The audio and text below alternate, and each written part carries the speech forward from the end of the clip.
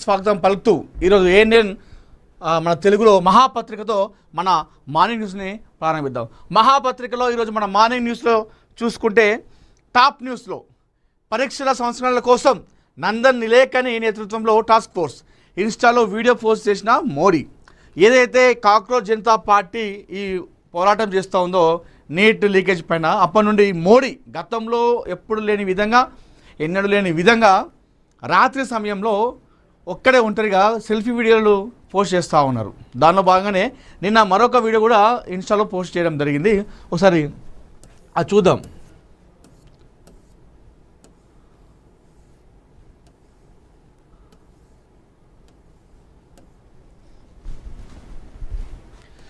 పరీక్షల నిర్వహణలో సంస్కరణలకు కేంద్రం చర్యలు చేపట్టింది. ఇన్ఫోసిస్ సహా వ్యవస్థాపకుడు నందన్ నిలేకని నేతృత్వంలో హై పవర్ టాస్క్ ఫోర్స్ను ఏర్పాటు చేస్తున్నట్లు ప్రధాని మోడీ పేర్కొన్నారు.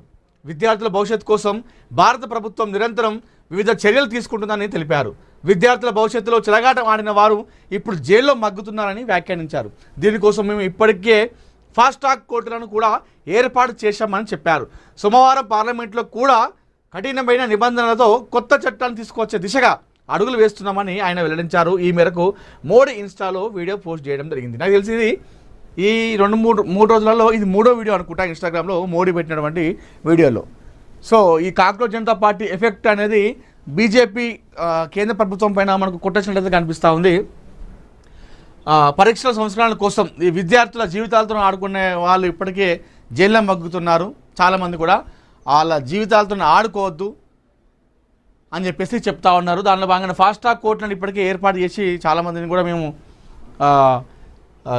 ఏర్పాటు చేశామని చెప్పేసి చెప్పడం జరిగింది. సోమవారం పార్లమెంట్లో కూడా కఠినమైన నిబంధనలతో కొత్త చట్టాన్ని తీసుకొచ్చే దిశగా అంటే విద్యార్థుల కోసం. సో ఇప్పుడు ఈ మధ్యకాలంలో ఏదైతే ఎంతోమంది విద్యార్థులు ఈ లీకేజీల వల్ల కావచ్చు ఇతర విషయాల వల్ల తమ జీవితాలు కోల్పోతున్నారు. మంచి బంగారు భవిష్యత్తు ఉన్నటువంటి విద్యార్థులందరినీ కూడా వారి జీవితాలను కూడా నాశనం అయిపోతున్నటువంటి దాన్ని దృష్టిలో పెట్టినటువంటి మోడీ సో ఒక కొత్త చట్టాన్ని తెచ్చేటువంటి విషయంలో విద్యార్థుల కోసం ముఖ్యంగా వారి బంగారు భవిష్యత్తు కోసం బాటలు వేసే విధంగా ఆయన కొత్తగా అడుగులు వేస్తూ ఉన్నారు.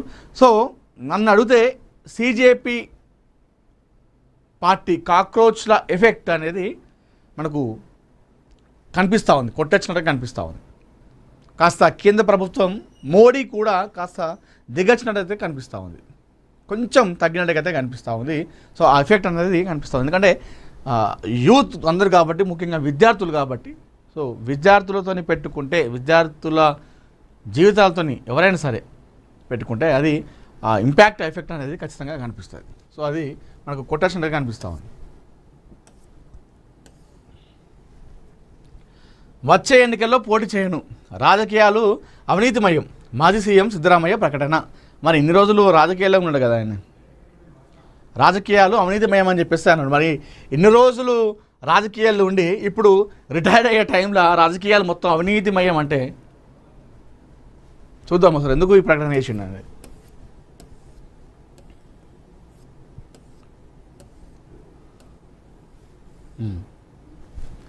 కర్ణాటక మాజీ ముఖ్యమంత్రి సిద్ధరామయ్య ఎన్నికల రాజకీయాలకు వీడ్కోలు పలుకుతున్నట్లు ప్రకటించడం రాష్ట్ర రాజకీయాల్లో సంచలనంగా మారింది. 28 కర్ణాటక అసెంబ్లీ ఎన్నికల్లో తాను పోటీ చేయబోనని స్పష్టం చేసిన ఆయన ఇకపై ఏ ఎన్నికల్లోనూ పోటీ చేయకూడదని నిర్ణయించుకున్నట్లు వెల్లడించారు.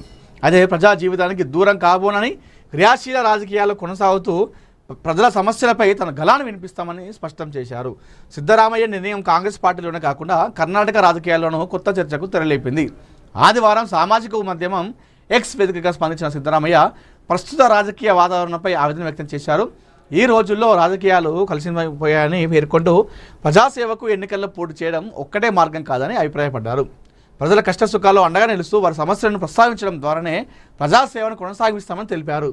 మరి ఇన్ని రోజులు అదే ఆ రకంగా చేస్తే బాగుండేది సిద్ధరామయ్య గారు. ప్రజల కష్ట సుఖాల్లో దాంతోపాటుగా తాను ప్రాతినిధ్యం వహిస్తున్న వరుణ నియోజకవర్గం ప్రజలు మరోసారి ఎన్నికల్లో పోటీ చేయాలని కోరుతున్నప్పటికీ తన నిర్ణయాన్ని మార్చుకునే ఉద్దేశం లేదని స్పష్టం చేశారు. ప్రజల ప్రేమ ఆదరణ జీవితాంతం గుర్తుండిపోతుందని పేర్కొంటూ అధికార పదవులు శాశ్వతం కావని, ప్రజల విశ్వాసమే నాయకుడికి అతిపెద్ద సంపదని వ్యాఖ్యానించారు. సుదీర్ఘ రాజకీయ జీవితంలో శాసనసభ్యుడు, ప్రతిపక్ష నాయకుడు, ఉప ముఖ్యమంత్రి 2 సార్లు ముఖ్యమంత్రిగా పనిచేసిన సిద్ధరామయ్య కర్ణాటక రాజకీయాల్లో కీలక నాయకుడిగా గుర్తింపు పొందారు.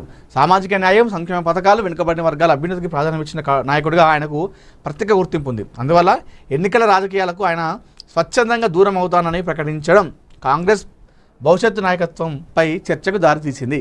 సిద్ధరామయ్య ఎన్నికల్లో పోటీ చేయకపోయినా పార్టీ వ్యూహాల రూపకల్పన, ఎన్నికల ప్రచారం, ప్రజా ఉద్యమాలు, ప్రభుత్వ విధానాలపై తన ప్రభావం కొనసాగించే అవకాశం ఉందని రాజకీయ విశ్లేషకులు చెప్తా ఉన్నారు, అభిప్రాయపడుతున్నారు. 28 ఎన్నికల నాటికి కాంగ్రెస్లో కొత్త నాయకత్వాన్ని ప్రోత్సహించాలనే ఆలోచన కూడా ఆయన నిర్ణయం వెనుక ఉండొచ్చన్న విశ్లేషణలు వినిపిస్తున్నాయి. ఇప్పుడు జనాలు జంజీ ఆ విధంగా అయిపోయారు. ఎందుకంటే ఆ పాత తరాన్ని వాళ్ళు కోరుకోవట్లేదు, యువతరాన్ని కోరుకుంటా ఉన్నారు, కొత్త వాళ్ళని కోరుకుంటా ఉన్నారు. ఆ విధంగానే ఈ నిర్ణయం తీసుకున్నట్టుగైతే అనిపిస్తూ ఉంది సిద్ధరామయ్య గారు.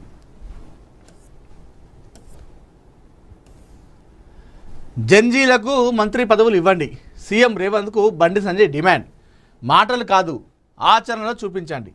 ఎమ్మెల్సీలతో రాజీనామా చేయించి యువతకు అవకాశం కల్పించాలి అని చెప్పేసి బండి సంజయ్ రేవంత్ రెడ్డికి చురుకలు అంటించడం జరిగింది. అసలు ఏందో చూద్దాం. ఇది తెలంగాణలో యువతకు అవకాశాలు కల్పిస్తామని చెప్తున్న కాంగ్రెస్ ప్రభుత్వం తన మాటలను ఆచరణలు నిరూపించాలని కేంద్ర హోంశాఖ సహాయ మంత్రి బండి సంజయ్ కుమార్ ముఖ్యమంత్రి రేవంత్ రెడ్డికి సవాల్ విసిరారు. నిజంగా యువతకు ప్రాధాన్యం ఇవ్వాలన్న శుద్ధి ఉంటే ఎమ్మెల్సీలతో రాజీనామా చేయించి జంజీలకు మంత్రి పదవులు ఇవ్వాలని డిమాండ్ చేశారు. ప్రస్తుతం ఖాళీగా ఉన్న హోం, విద్య, మున్సిపల్ శాఖలను యువ నాయకులకు అప్పగించాలని సూచించారు. ఆదివారం శంషాబాద్ విమానాశ్రయం వద్ద మీడియాతో మాట్లాడిన బండి సంజయ్ కాంగ్రెస్ ప్రభుత్వంపై తీవ్ర విమర్శలు గుప్పించారు. జంజీలకు అవకాశాలు ఇస్తామని చెబుతున్న కాంగ్రెస్ ఆచరణలో మాత్రం వయసు పైబడిన నాయకులకే ప్రాధాన్యం ఇస్తుందని ఆరోపించారు. ముఖ్యమంత్రి దృష్టిలో జంజీలు అంటే వి హనుమంతరావు, కె కేశవరావు, కోదండరామిరెడ్డి వంటి సీనియర్ నేతలని ఎద్దేవా చేశారు. వృద్ధులకు, వయసు దాటిన పెద్దలకు యూత్ కోటా పేరుతో పదవులు ఇవ్వడం కాంగ్రెస్కు అలవాటైందని వ్యాఖ్యానించారు. యువతకు నిజమైన ప్రాధాన్యం ఇవ్వాలంటే రాజకీయ సంకల్పం అవసరమని, కేవలం ప్రకటనలతో సరిపెట్టకుండా అధికారంలో భాగస్వామ్యం కల్పించాలని బండి సంజయ్ అన్నారు. యువ నాయకత్వాన్ని ప్రోత్సహించే విషయంలో కాంగ్రెస్ ప్రభుత్వం ద్వంద్వ వైఖరి అవలంబిస్తుందని వివరించారు. సో రేవంత్ రెడ్డి గారు ఏదైతే చెప్తున్నారో జంజీలదే నెక్స్ట్ భవిష్యత్తు, యువత, విద్యార్థులు అని చెప్పేసి చెప్పినటువంటి వ్యాఖ్యలకు కౌంటర్గా అలా ఉన్నప్పుడు, అలా చెప్తున్నప్పుడు ఆ అవకాశం మీరే కల్పించండి, ఆ ప్రక్షాళన అనేది మీతోనే స్టార్ట్ చేయండి అని చెప్పేసి బండి సంజయ్ చురుకులను అంటించారు సీఎం రేవంత్ రెడ్డి గారికి. మీరు ఆ యువతకు మీరు ఇవ్వండి, ఎట్లాగూ హోము, విద్య ఖాళీ ఉన్నాయి కదా, వాళ్ళకు ఎమ్మెల్సీ కోట కింద తీసుకొని వాళ్ళకు మంత్రి పదవి ఇవ్వండి, మీరే ప్రోత్సహించండి, చెప్పుడు కాదు చేసి చూపెట్టండి అని చెప్పేసి బండి సంజయ్ గారు విమర్శించడం జరిగింది. అదేవిధంగా కాంగ్రెస్ దృష్టిలో జంజీలు అంటే యువత కాదు, విద్యార్థులు కాదు.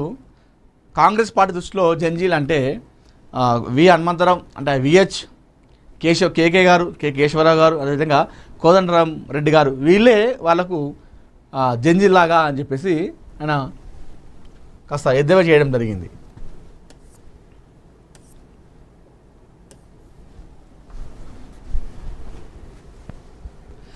పెద్ది సుదర్శన్ రెడ్డికి గుండెపోటు, డాక్టర్లకు బీఆర్ఎస్ అధినేత కేసీఆర్ ఫోన్, హుటాహుటిన వరంగల్కు కేటీఆర్ హరీష్. హన్మకొండ నుంచి హైదరాబాద్ ఆసుపత్రి తరలింపు, గ్రీన్ ఛానల్ ఏర్పాటు చేసిన ప్రభుత్వం తొలగిన ముప్పు.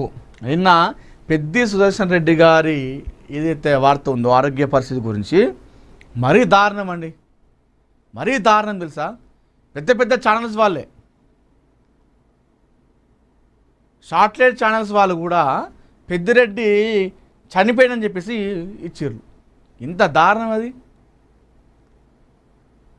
పెద్దిరెడ్డి కన్నుమూత అని చెప్పేసి ఇచ్చారు. ఇక వాళ్ళు నీతులు చెప్తారు వేరే వాళ్ళకి, డిజిటల్ మీడియా అట్లా వచ్చి ఇట్లా వచ్చి అని చెప్పేసి చెప్తారు. కనీసం ఒక షార్ట్లైట్ ఛానల్లో కనీసం ఇన్ఫర్మేషన్ లేకుండా ఆ విధంగా లేస్తారు.